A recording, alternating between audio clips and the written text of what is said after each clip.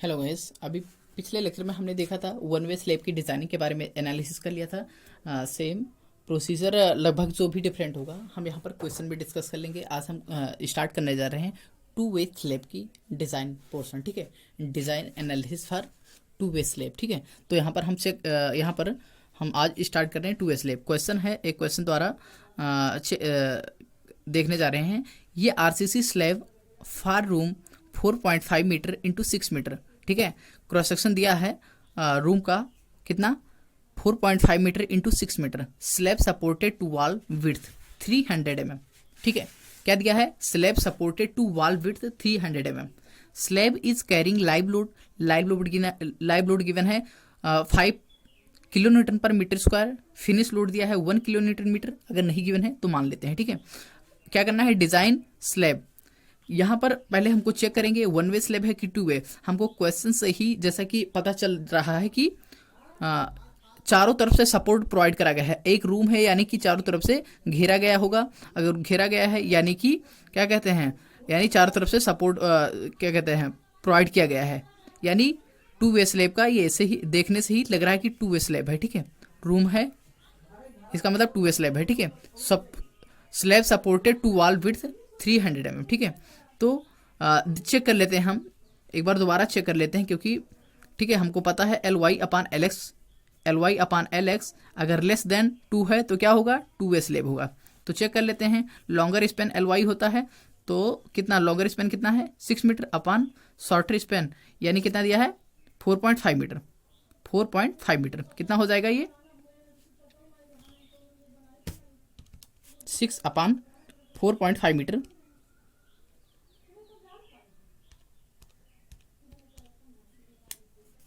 1.33। ठीक है, कितना 1.33। ये लेस देन है किससे? 2 से। इससे क्या मुझे पता चल रहा है?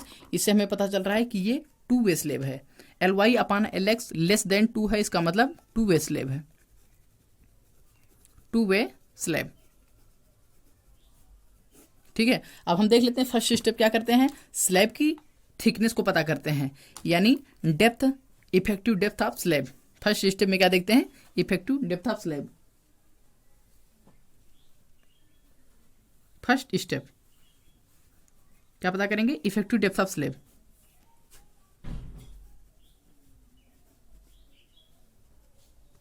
इफेक्टिव डेप्थ ऑफ स्लैब यानी स्लैब की थिकनेस, यानी जो स्लैब डाली गई है उसकी मोटाई, थिकनेस, यानी क्या कह सकते हैं? Slab depth.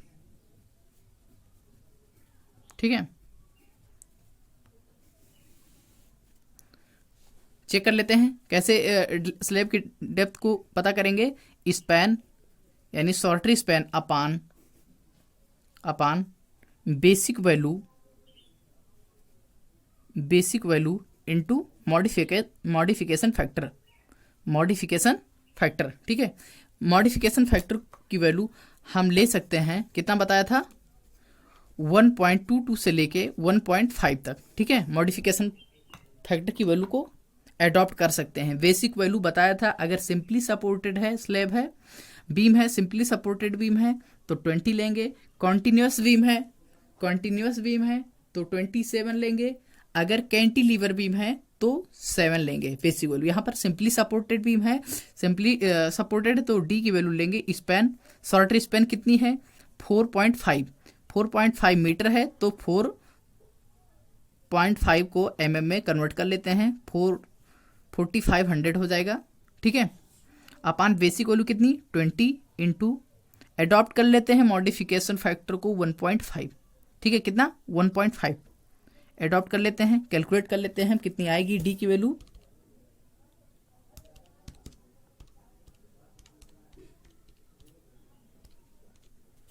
ये आ जाएगी स्मॉल डी की वैल्यू 150 mm। ठीक है, 150 mm। इफेक्टिव डेप्थ जो स्लैब की थिकनेस होगी, इफेक्टिव डेप्थ, ठीक है, इफेक्टिव डेप्थ होगी 150 mm। अब हम टोटल डेप्थ को पता कर लेते हैं। क्या चीज? टोटल डेप्थ को पता कर लेते हैं। टोटल डेप्थ इक्वल टू होगा यानी कैपिटल डी इक्वल टू होगा effective depth plus clear cover, यानी क्लियर कवर प्लस जो डायमीटर डाला गया है, जितने mm का डायमीटर का डाला गया है, बार का हाफ। ठीक है, तो मान लेते हैं कि 10 mm डायमीटर बार ले रहे हैं। ठीक है, यहाँ पर जो अडॉप्ट करेंगे 10 mm डायमीटर बार को ले रहे हैं। ठीक है, तो इफेक्टिव डेप्थ कितनी है, स्मॉल डी की वैल्यू 150 है। क्लियर कवर को ले रहे हैं 20 mm प्लस 10/2 यानी कितना हो जाएगा 5। तो कितना हो जाएगा टोटल कैलकुलेट करने के बाद में 5 + 20 25 प्लस 150 कितनी हो जाएगी 175 mm। Total depth capital D की वैल्यू आ गई 175 mm। ठीक है, यहाँ पर इफेक्टिव डेप्थ कितना प्रोवाइड कर दिए हैं, इफेक्टिव डेप्थ को प्रोवाइड कर दिए हैं, प्रोवाइड किए कितना 150 mm। लिख देंगे नीचे कि प्रोवाइड इफेक्टिव कोर 150 mm। ठीक है, प्रोवाइड इफेक्टिव डेप्थ कितना 150 mm, 150 mm। ठीक है, अब सेकेंड स्टेप में देख लेते हैं, क्या कैलकुलेट कर लेते हैं इफेक्टिव स्पैन। ठीक है, इफेक्टिव स्पैन सेकेंड स्टेप में कैलकुलेट कर लेते हैं। सेकेंड स्टेप में इफेक्टिव स्पैन को कैलकुलेट कर लेते हैं।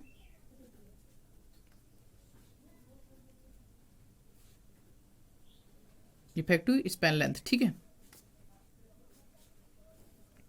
स्पैन लेंथ के लिए बताया था, कंडीशन बताया था कि effective depth plus clear span, क्या चीज बताया था, दो कंडीशन बताया था, इनमें से दोनों में से जो मिनिमम वाली वैल्यू होगी उसी को ही अडॉप्ट करते हैं।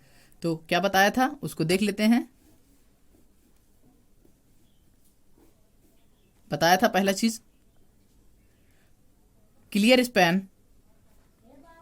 Span plus effective depth. ठीक है, ये फर्स्ट कंडीशन है। सेकंड कंडीशन है centre to centre distance between shorter span या बिटवीन स्पैन। ठीक है, तो ये क्या हो जाएगा क्लियर स्पैन। यहां पर हम इसको डायग्राम बना लेते हैं, जो कि दिया गया है हमें रूम। क्या दिया गया है, रूम दिया गया है, रूम का डायमेंशन दे दिया गया है। ठीक है, और वॉल की थिकनेस दे दी गई है। अगर वॉल की थिकनेस नहीं दी होती है, वॉल की अगर थिकनेस नहीं दी होती है तो डायरेक्टली हम क्या करते, ये सेंटर टू सेंटर डिस्टेंस जो लिख रहे हैं इसको क्या करते थे, स्किप कर देते, डायरेक्टली लिख देते clear span plus effective depth. ठीक है, जो इसकी वैल्यू आ जाती उसी को ले लेते इफेक्टिव स्पैन। ठीक है, डायरेक्टली ये अगर नहीं दिया होता वॉल की थिकनेस, यानी जो ये 300 mm गिवन है, 300 mm वॉल गिवन है थिकनेस, और ये क्या होगा, ये होगा शॉर्टर स्पैन कितना है 4.5 मीटर, लॉन्गर स्पैन को कितना दिया है, यानी एलवाई की वैल्यू 6 मीटर। ठीक है, तो पुट कर देते हैं यहाँ पर क्लियर स्पैन कितना है, क्लियर स्पैन है 4.5 मीटर। ठीक है, तो पुट करो 4.5 मीटर प्लस इफेक्टिव डेप्थ कितना है, इफेक्टिव डेप्थ हमने कैलकुलेट कर लिया है 150 mm। ठीक है, तो 0.15 मीटर हो जाएगा। ठीक है, तो कितना कैलकुलेट करने के बाद में कितनी आएगी वैल्यू, इसकी वैल्यू आ रही है 415 यानी 4.65 mm। ठीक है, 4.65 mm इतनी आ रही है। और इसकी भी वैल्यू पता कर लेते हैं centre to centre distance between span, तो ये होगा इस ये जो सपोर्ट है या वॉल है, ये इसके बीच की दूरी, इसके दोनों के बीच की दूरी, तो यानी ये 300 mm का बाई 2 कर लेंगे, इस 300 mm का बाई 2 कर लेंगे, और ये स्पैन ऐड कर देंगे, यानी कि जो mm है उसको मीटर में कन्वर्ट कर लो, बाई 2 प्लस 4.5 मीटर प्लस 0.300/2। ठीक है, कैलकुलेट करने के बाद में इसकी वैल्यू आ जाएगी 4.5 4.8 यानी 33538 यानी 4.8 मीटर, 4.8 मीटर। ठीक है, तो इनमें से यानी यही है। ठीक है, यानी इसके बीच की दूरी जो ये आई है, ये आई कितनी 4.8 मीटर। ठीक है, तो दोनों में से मिनिमम वैल्यू जो होगी उसी को ही प्रोवाइड कर देंगे। कितनी आ रही है मिनिमम आ रही है 4.65 मीटर। ठीक है, तो क्या लिखेंगे, प्रोवाइड इफेक्टिव स्पैन लिखेंगे, provide effective span, provide effective span कितना 4.65 मीटर, 4.65 मीटर। ठीक है, अब इसके बाद में नेक्स्ट स्टेप होगा हमारा लोड को कैलकुलेट कर लेंगे, लोड कैलकुलेशन। थर्ड स्टेप होगा लोड कैलकुलेशन। थर्ड स्टेप होगा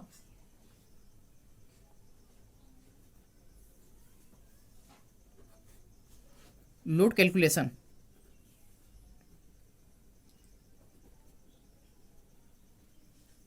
क्या करेंगे यहाँ पर लोड जो गिवन है उसको नोट डाउन कर लेंगे और डेड लोड को ऐड कर देंगे। तो डेड लोड को भी कैलकुलेट कर लेते हैं। पहले गिवन है उसको लिख लेते हैं। क्या गिवन है? हमें गिवन है यहाँ पर लाइव लोड, ठीक है। लाइव लोड गिवन है कितनी, 5 kilo newton per metre square, और फिनिश लोड गिवन है, ठीक है। यानी कि हम क्या करेंगे, डेड लोड को भी कैलकुलेट कर लेते हैं। यहाँ पर लिखेंगे लाइव लोड, लाइव लोड कितना दिया है, 5 kilo newton per metre square, 5 kilo newton per metre square. Finish load given है, फिनिश लोड कितना गिवन है, 1 kilo newton per metre square, 1 kilo newton per metre square. और क्या गिवन है, और गिवन है, गिवन नहीं है, कैलकुलेट करना है क्या चीज, डेड लोड। डेड लोड को density into depth, density into total depth. Density कितनी होती है, 25 kilo newton per metre cube, into depth कितनी है, 0.175 मीटर, 0.175 मीटर, यही डेप्थ है, ठीक है। ये कैलकुलेट करने के बाद में इसकी वैल्यू आ जा रही है कितनी, 25 इंटू 0.175, वैल्यू आ जाएगी 4.375 kilo newton per metre square, ठीक है। तो टोटल लोड आ जाएगा, सबको ऐड कर लेंगे तो टोटल लोड यहाँ से निकाल लेंगे।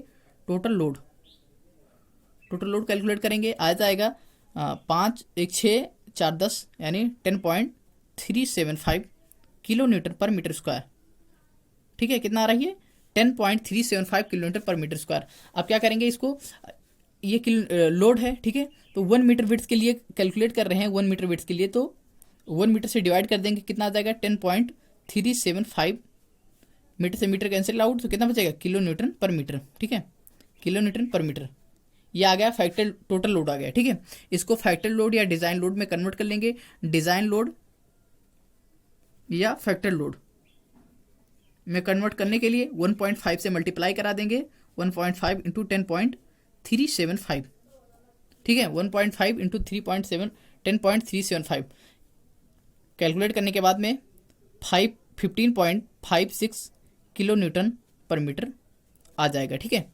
उसके बाद में क्या करेंगे, अब मोमेंट को कैलकुलेट कर लेंगे। तो क्या लिखेंगे, मोमेंट कैलकुलेशन। यहाँ पर हम मोमेंट को कैलकुलेट करने के लिए दोनों डायरेक्शन में मोमेंट को कैलकुलेट करेंगे, ठीक है, दोनों डायरेक्शन में मोमेंट को कैलकुलेट करेंगे, ठीक है। तो क्या लिखेंगे, मोमेंट कैलकुलेशन। फोर्थ स्टेप देखेंगे, यहाँ पर फोर्थ स्टेप में देखेंगे मोमेंट कैलकुलेशन, मोमेंट कैलकुलेशन।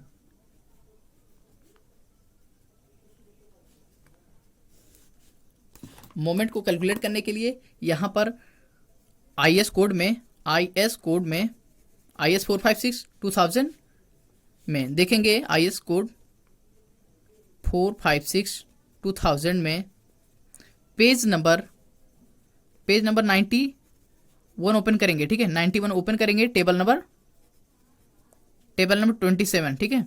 वहां पर देखेंगे हमको फार्मूला गिवन है mx और क्या क्या गिवन है, mx और my, ठीक है। तो यहां पर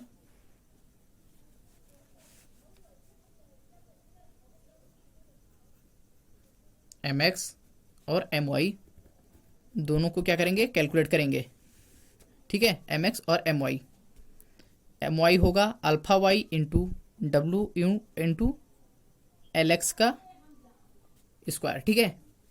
सेकेंड चीज अल्फा एक्स इंटू डब्ल्यू यू इंटू LX का स्क्वायर। दोनों में जो स्पैन लेंथ ले रहे हैं, जो शॉर्टर स्पैन ले रहे हैं, कौन सी, shorter effective span length, effective span length कौन सी, इफेक्टिव स्पैन लेंथ कौन सी वाली, शॉर्टर वाली, जो कि कैलकुलेट कर रहे थे, ठीक है। कितना आया था, कैलकुलेट करने के बाद में हमें मिला था 4.65, ठीक है। दोनों में LX वाली ही वैल्यू यानी इफेक्टिव स्पैन लेंथ जो x डायरेक्शन में कैलकुलेट करें हैं वही लेंगे। लेकिन जो x ये अल्फा है, ये अल्फा कहाँ से कैलकुलेट करेंगे, ये हमको जानना है, ठीक है। जो यहाँ पर अल्फा कैलकुलेट करेंगे ये कहाँ से आया, ये हमको टेबल नंबर 27 तथा पेज नंबर 19 में ही देखेंगे, ठीक है, टेबल नंबर 27 तथा पेज नंबर 91 में, ठीक है। तो यहाँ पर LX और LY को किसके अकॉर्डिंग डिसाइड करेंगे, टेबल में गिवन है जो कि डिफाइंड है अकॉर्डिंग टू LX LY के रेशियो पर, LY अपान LX के रेशियो पर, ठीक है। जब LY अपान टेबल यहाँ पर बना देते हैं हम, टेबल नंबर 27 है, ठीक है, जो कि LY अपान LX पर डिपेंड करेगा, ठीक है, LY अपान LX पर अल्फा X और अल्फा Y, ठीक है। टेबल नंबर 27 जो है इस पर डिपेंड करेगा, किस पर, LY अपान LX पर डिपेंड करेगा, ठीक है, अल्फा X और अल्फा Y। जब LY अपान LX की वैल्यू 1 होगी, जब LY अपान LX की वैल्यू 1 होगी तो इस अल्फा की X की वैल्यू होगी 0.062 और अल्फा Y की भी वैल्यू होगी 0.062, ठीक है। जब LY अपान LX की वैल्यू 1.1 होगी तो अल्फा X की वैल्यू 0.074 होगा, ठीक है, और अल्फा Y की वैल्यू होगी 0.061, ठीक है। उसके बाद में LY अपान LX की वैल्यू जब 1.2 होगी, LY अपान LX की वैल्यू जब 1.2 होगी तो अल्फा X की वैल्यू होगी 0.084 और अल्फा Y की वैल्यू होगी 0.059, ठीक है, 0.059। जब LY अपान LX यानी LY अपान LX की वैल्यू 1.3 होगी, ठीक है, 1.3 होगी तो फिर अल्फा X की वैल्यू होगी 0.093, ठीक है, 0.093 प्लस अल्फा Y की वैल्यू होगी 0.055। और जब LY अपान LX की वैल्यू होगी 1.4, ठीक है, 1.4 होगी तो फिर अल्फा X की वैल्यू होगी 0.099, ठीक है, 0.099 और अल्फा Y की वैल्यू होगी 0.051, ठीक है। सेम ऐसे आगे बढ़ता जाएगा। जब LY अपान LX की वैल्यू 1.5 होगी, ठीक है, 1.5 होगी तो फिर अल्फा X की वैल्यू होगी 0.104 और अल्फा Y की वैल्यू होगी 0.046, ठीक है। ध्यान रखेंगे इस टेबल को याद करने की ज़रूरत नहीं है, ठीक है, तुम्हारे IAS कोड में ये गिवन है, ये जस्ट समझने के लिए सिर्फ बनाया है, ठीक है, सिर्फ समझने के लिए केवल बनाया है, ठीक है। अल्फा X और अल्फा Y ये तुमको टेबल में गिवन रहेगा, ठीक है, गिवन रहेगा। जैसे बताया है कि LY अपान LX की वैल्यू जब 1 होगी तो अल्फा X की वैल्यू इतनी होगी, अल्फा Y की वैल्यू इतनी। लेकिन हम यहाँ पर अपने लिए देख लेते हैं कि हमने कैलकुलेट करा है तो वहाँ पर LY अपान LX की वैल्यू कितनी आई थी, 1.3 आई थी, ठीक है, 1.33 यानी कि 1.3 में समथिंग। तो 1.3 कहाँ है इसमें, LY अपान LX में 1.3 कहाँ है, यहाँ पर है। तो इसमें अल्फा X की वैल्यू कितनी होगी 0.093 और अल्फा Y की वैल्यू कितनी होगी 0.055, ठीक है। तो यहाँ पर पुट कर देते हैं इनकी वैल्यू अल्फा X और अल्फा Y। तो यहाँ पर हमारी LY अपान LX की वैल्यू आई है 1.3, तो इसलिए हम इसको एड आउट कर रहे हैं अल्फा X के लिए, अल्फा Y के लिए ले रहे हैं इसे, ठीक है। तो यहाँ पर पुट कर देते हैं वैल्यूज़ को पुट कर देते हैं। अल्फा X की वैल्यू पुट करेंगे कितनी 0.093, ठीक है। WE की वैल्यू कितनी पुट करेंगे, वही जो फैक्टर्ड लोड आया था, कितना आया था 10.375, कितनी आई थी 10.375। देख लेते हैं यहाँ पर, यह है लोड, ठीक है, टोटल लोड कितनी आई थी 10.375, ठीक है।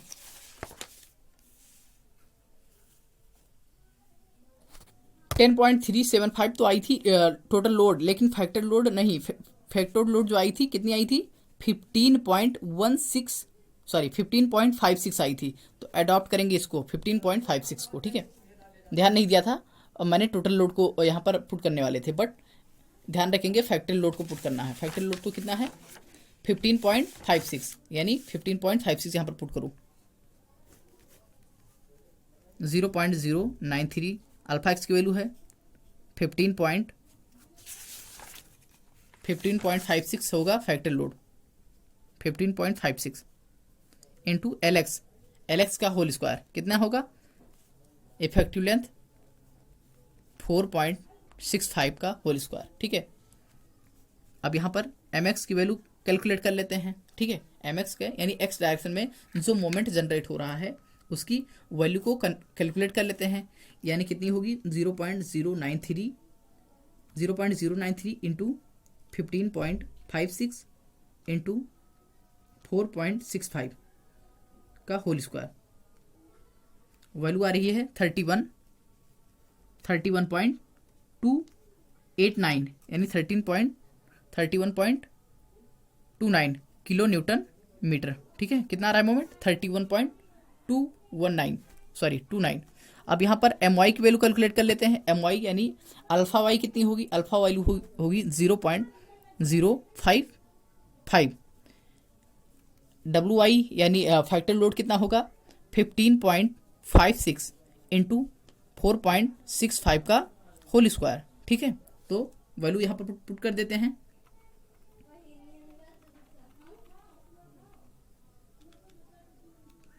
कैलकुलेट करने के बाद में एम वाई की वैल्यू जो आ रही है 18.50 किलो न्यूटन मीटर। यहाँ पर लेकिन क्या है, ये मोमेंट आ रही है वाई डायरेक्शन में, ये एक्स डायरेक्शन में। डिज़ाइन किसके लिए करेंगे कि जो ज़्यादा लोड को बियर कर पाए, जो ज़्यादा रजिस्ट करे, यानी कि जो प्रोवाइड मोमेंट कितना करेंगे 31 पॉइंट, दोनों में से ग्रेटर कौन है 31.29, provide 31.29 moment of resist bending moment. ठीक है, डिज़ाइन मोमेंट कितने के लिए करेंगे, डिज़ाइन किसके लिए करेंगे मोमेंट को, डिज़ाइन मोमेंट कितना होगा मैक्सिमम वाला होगा, तो मैक्सिमम हो जाएगा 31.29 किलो न्यूटन मीटर। ठीक है, अब यहाँ पर नेक्स्ट स्टेप में चेक करेंगे किसके लिए, डेप्थ के लिए, कि जो डेप्थ प्रोवाइड करे हैं वो ठीक है, यानी मोमेंट मुझे पता चल गया, अब यहाँ पर डेप्थ को पता करेंगे, स्लैब की डेप्थ को, कि जो डेप्थ प्रोवाइड करे हैं वो उतना डेप्थ इस मोमेंट को, मैक्सिमम वाले मोमेंट को रजिस्ट कर पाएगा कि नहीं, यानी बियर कर पाएगा कि नहीं। ठीक है, तो लिखेंगे अगला स्टेप, फिफ्थ स्टेप क्या लिखेंगे, चेक फॉर डेप्थ।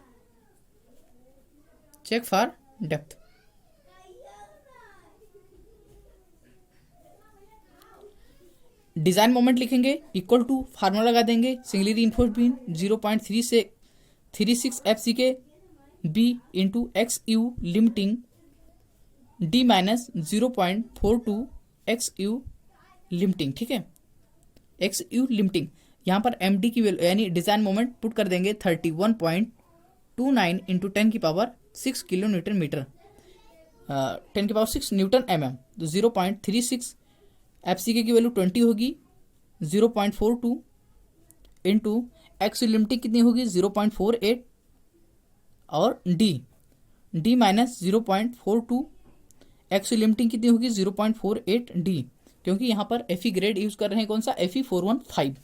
तो अब यहाँ पर डी की वैल्यू कैलकुलेट कर लेते हैं कितनी आ रही है।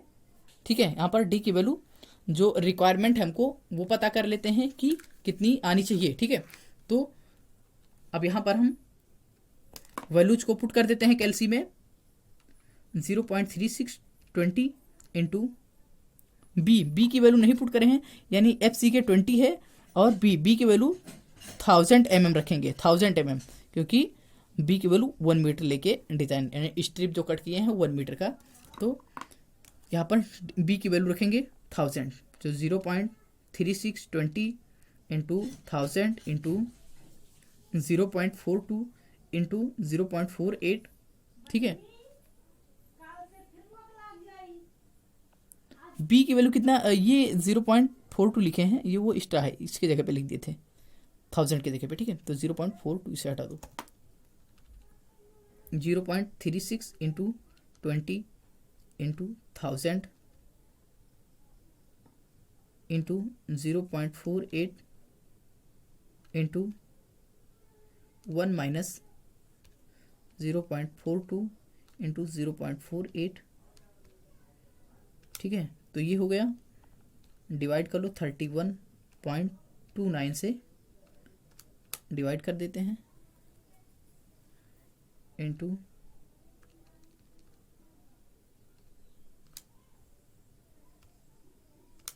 यानी यहाँ पर आ रहा है जो डी की वैल्यू 106 mm, 106.48 mm, ठीक है, 106.48 mm ये रिक्वायरमेंट थी, यानी इतनी रिक्वायर्ड थी। प्रोवाइड कितना किए हैं हम, जो प्रोवाइड किए हैं वो कितना किए हैं 150 mm, ठीक है। तो यानी कि यहाँ पर सेफ है, यानी जो रिक्वायरमेंट से ज़्यादा प्रोवाइड कर दिए हैं, यानी डी जो प्रोवाइड किए हैं वो ग्रेटर है, ठीक है, तो इसलिए सेफ है। डी प्रोवाइड कितना किए थे 150 mm, ठीक है।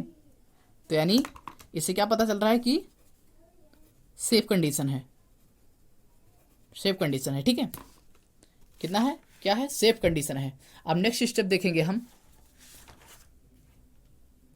Calculation for steel. स्टील को कैलकुलेट कर लेते हैं कि एक्स डायरेक्शन में कितना स्टील को डालेंगे और वाई डायरेक्शन में कितना स्टील डालने वाले हैं। तो क्या लिखेंगे, calculation for steel in x direction, ठीक है, calculation for steel in x direction. Check कर लेते हैं नेक्स्ट स्टेप।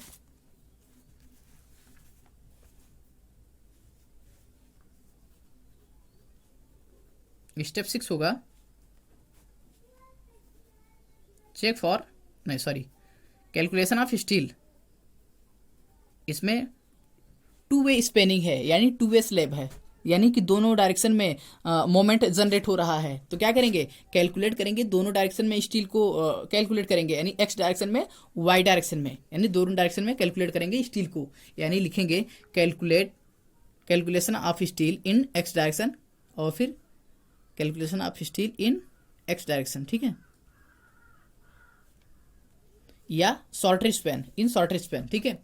तो लिख लेते हैं AST, फार्मूला हमको पता है, एक्स डायरेक्शन लिख लेंगे यहाँ पर, एक्स डायरेक्शन ध्यान रखेंगे कि एक्स डायरेक्शन के कैलकुलेट करें हैं 0.5 FCK अपान FY 1 माइनस रूट में 1 माइनस 4.6 MU एक्स डायरेक्शन वाला है, यानी एक्स डायरेक्शन वाला, ध्यान रखेंगे एक्स डायरेक्शन वाला MU रखेंगे, पुट करेंगे, ये 4.6 है, अपान FCK into BD square into BD, ठीक है।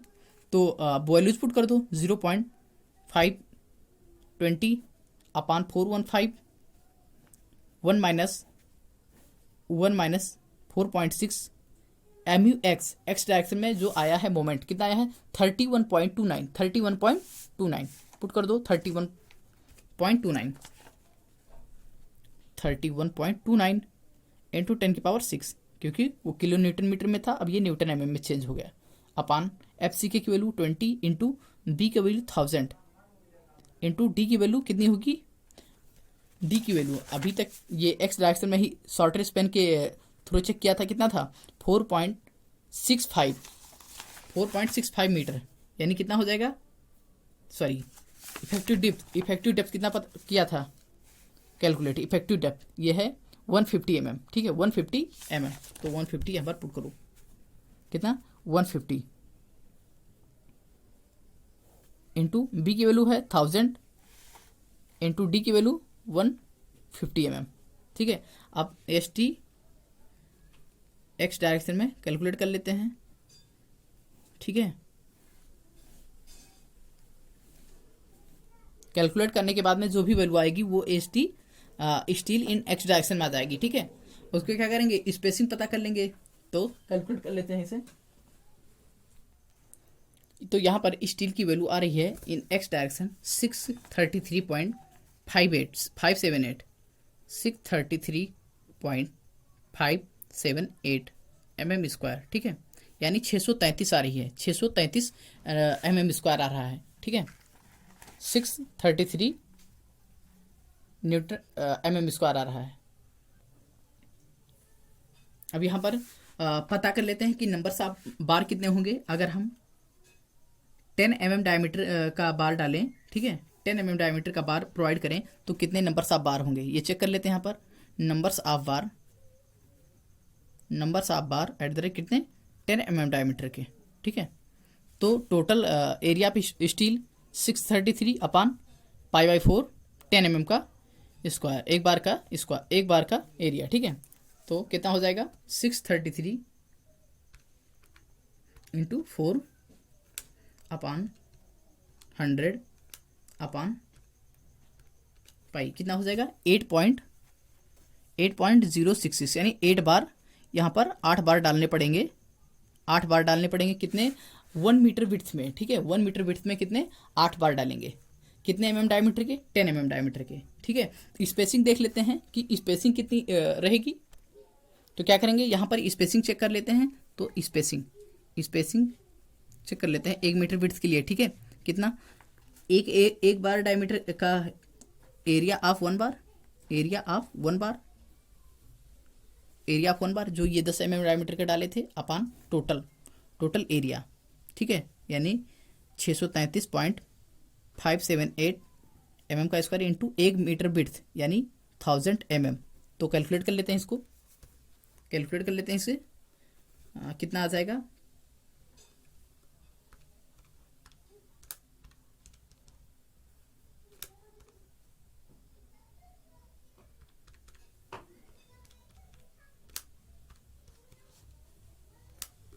आ जाएगा स्पेसिंग 123.96 mm। कितनी स्पेसिंग आ रही है 123.96, ठीक है, स्पेसिंग आ रही है। यानी और अगर मैक्सिमम स्पेसिंग चेक करना चाहें कि मैक्सिमम स्पेसिंग कितना डाल सकते हैं, मैक्सिमम स्पेसिंग के लिए बताया था 3D या 300 mm, ठीक है। तो 3D इफेक्टिव डेप्थ कितनी है 3 इंटू 150 कितना हो जाएगा, ठीक है। प्रोवाइड कितना करेंगे हम, यहाँ पर प्रोवाइड करेंगे इन एक्स डायरेक्शन में provide spacing, provide 10 mm diameter bar at the rate कितना डिस्टेंस, स्पेसिंग लेंगे 132.9 या 134, तो लिख देंगे 123.96 mm कहाँ सेंटर टू सेंटर स्पेसिंग रहेगी, ठीक है, सेंटर टू सेंटर। तो ये हो गया एक्स डायरेक्शन में स्टील को कैलकुलेट कर लिया। अब कैलकुलेट करेंगे वाई डायरेक्शन में, ठीक है, कैलकुलेट करेंगे वाई डायरेक्शन में, यानी कि calculation of steel in y direction या लॉन्गर स्पेन, ठीक है। लिखेंगे calculation of steel in y direction, ठीक है, इन वाई डायरेक्शन या लॉन्गर स्पेन में, ठीक है। तो चेक कर लेते हैं यहाँ पर कितना स्टील डालना पड़ेगा। तो लिखेंगे AST वाई डायरेक्शन में कितना स्टील डालेंगे, फार्मूला लगा तो 0.5 FCK अपान FY 1 माइनस ब्रैकेट में 1 माइनस 4.6 MU, ठीक है, MU इन एक्स डायरेक्शन वाला, ठीक है, एक्स डायरेक्शन वाला, सॉरी यहाँ y है तो यहाँ पर y डायरेक्शन पुट करो, जो मोमेंट आया था y डायरेक्शन में अपान FCK इंटू BD स्क्वायर, क्या लिखेंगे B इंटू D, ठीक है। पुट कर दो वैल्यूज़ को, सभी वैल्यूज़ को पुट कर देंगे। 0.5 FCK की वैल्यू है 20, FY की वैल्यू है 415, ठीक है, 415, और फिर ब्रैकेट में रूट में होगा 1 minus 4.6 FCK MY y direction में कितना मोमेंट आया था चेक कर देख लेते हैं। यहाँ पर वाई डायरेक्शन में मोमेंट आया था 18.50 किलोमीटर, यानी 18.50 किलो न्यूटन आया था मीटर। तो इसे न्यूटन mm कर लेते हैं 10⁶ से मल्टीप्लाई करके। FCK की वैल्यू 20, B की वैल्यू 1000 mm है, D की वैल्यू कितनी रखेंगे, D की वैल्यू, अच्छा यहाँ पर चेंजमेंट हो जाएगा, जो D की वैल्यू है ये चेंज हो जाएगा। यानी कि अभी क्या था, ये ऐसे ही तो था, ये मान लो स्लैब की डेप्थ थी, टोटल कितनी डेप्थ थी 175 mm बताया था ना, 175 mm लिया था। अब यहाँ पर इफेक्टिव डेप्थ कितना था, इफेक्टिव डेप्थ था 150, ठीक है। तो यहाँ पर रीइंफोर्स्ड डाला गया है, ठीक है। रीइंफोर्स्ड कितना ले लिए थे, 10 mm का लिए लिए थे। तो यहाँ का जो क्लियर स्पैन है 20 लिए थे, तो ये 20 हो गया, ये 20 हो गया, यानी 175 में से 20 तो ये घट गया, ठीक है। 175 में से नहीं, 150 है ना, कितना लिए थे चेक कर लेते हैं। 150 लिए थे, ठीक है। 150 कितना लिए थे, इफेक्टिव डेप्थ 150 लिए थे, टोटल डेप्थ लिए थे 175, ठीक है। तो इफेक्टिव डेप्थ में देख लेते हैं। इफेक्टिव डेप्थ में ये टोटल डेप्थ कितना था, टोटल डेप्थ यानी ये तो टोटल डेप्थ तो था 175, ठीक है, 175 था।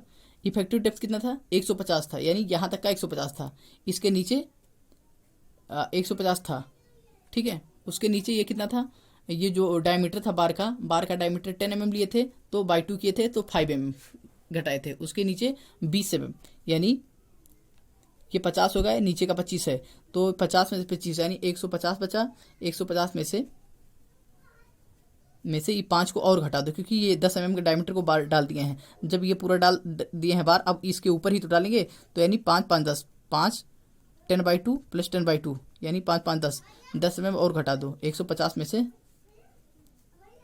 10 घटा दो, कितना बचेगा, 140 mm लेंगे, तो 140 mm लेंगे, ठीक है। यहाँ पर डेप्थ जो लेंगे 140 mm लेंगे, 140 का स्क्वायर इंटू बी की वैल्यू 1000 इंटू डी की वैल्यू 140 का 140, ठीक है। अब यहाँ पर कैलकुलेट कर लेते हैं, किसको कैलकुलेट कर लेते हैं यहाँ पर, area of steel in y direction, area of steel in y direction check कर लेते हैं। सबकी वैल्यू गिवन है, अब यहाँ पर केवल कैल्सी में पुट कर देना है और वाई की एच टी की वैल्यू गेट यानी प्राप्त करना है, ठीक है। तो देख लेते हैं। कैलकुलेट करने के बाद में हमें जो area of steel in y direction में मिल रही है 388.555 mm स्क्वायर, यानी 3.8856 mm स्क्वायर, ठीक है। ये हो गया इन वाई डायरेक्शन में। पता कर लेते हैं नंबर्स ऑफ स्टील बार कितने होंगे यूनिट विड्थ के लिए, 1 मीटर के लिए। तो चेक कर लेते हैं नंबर्स ऑफ बार कितना, एट द रेट मान लो यहाँ भी 10 mm डायमीटर का ही डाल रहे हैं, या 12 mm ले लो, कोई दिक्कत नहीं। 12 mm डायमीटर का बार देख रहे हैं, तो कितना हो जाएगा, टोटल एरिया कितना हो जाएगा, टोटल एरिया हो गया अपान π/4 12 का स्क्वायर, ठीक है। तो कैलकुलेट कर लेते हैं इसे।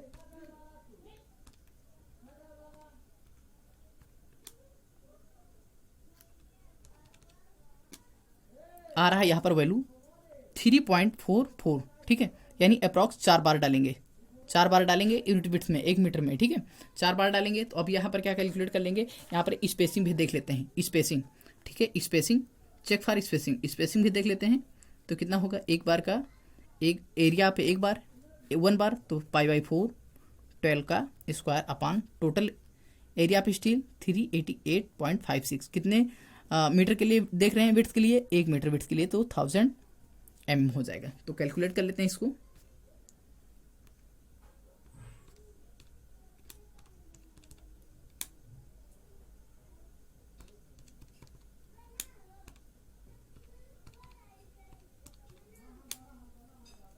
यहाँ पर स्पेसिंग आ रहा है 291.067 mm, ठीक है। स्पेसिंग जो है 291, मैक्सिमम स्पेसिंग कितनी होगी, मैक्सिमम स्पेसिंग चेक कर लेते हैं। मैक्सिमम स्पेसिंग 3D या 300 mm, ठीक है। तो 3 इंटू 140 mm यहाँ पर लिए हैं डी की वैल्यू, तो कितना हो जाएगा, 140 इंटू 3 420 mm या 300 mm, ठीक है। अभी यहाँ पर देख लिया AST एरिया ऑफ स्टील को चेक कर लिया, एक्स डायरेक्शन वाई डायरेक्शन दोनों में, ठीक है। और क्या किया, यहाँ पर क्वेश्चन में था क्या करना था, डिजाइन करना था, यानी हमको पता करना था कितना रीइंफोर्स प्रोवाइड करना पड़ेगा, ठीक है, कितना रीइंफोर्स प्रोवाइड करना पड़ेगा। तो इस पूरे मोमेंट को, यानी इस स्लेब में यानी जो स्लेब में मोमेंट जनरेट हो रहा है एक्स डायरेक्शन वाई डायरेक्शन में, इसको रजिस्ट कर पाएगा, ठीक है। तो आज हमने टू वे स्लेब को डिज़ाइन करके देख लिया, ठीक है, कि कैसे डिज़ाइन करी जाती है। इसके पूरे प्रोसीजर को भी देख लिया है कि डिज़ाइन स्टेप यानी वन वे स्लेब से कितना डिफर रहेगा, कितना सिमिलर है, ठीक है। तो ये था टू वे स्लेब का डिज़ाइन पोर्शन, ठीक है। Thank you.